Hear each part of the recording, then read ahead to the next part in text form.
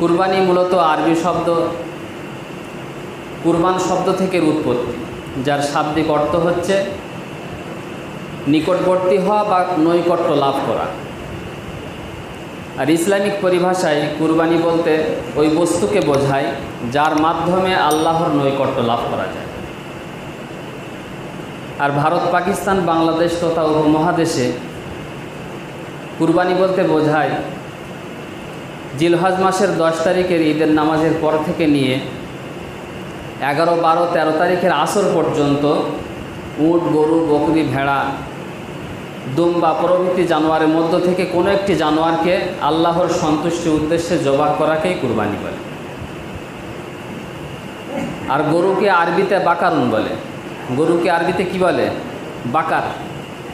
তো এই বাকার শব্দের দিকে লক্ষ্য করে অনেকেই বকরা ঈদও বলে থাকে, গরুর ঈদ।